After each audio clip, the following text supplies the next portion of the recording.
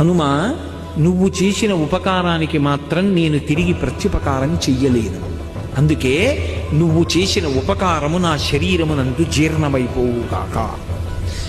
రామాయణం మొత్తం మీద భగవత్ చరిత్రలో నేను నీకు ఉపకారం చెయ్యలేను అని భగవంతుడంతటి వాడు చేతులెత్తి నిలబడి కౌగిలించుకున్నది ఎవరినో తెలుసా? పరమ సేవకుణ్ణి. ఏమిటి ఆయన చేసిన సేవ? ఏమడిగారు? చేసినప్పుడు పోని నాదన్నారా?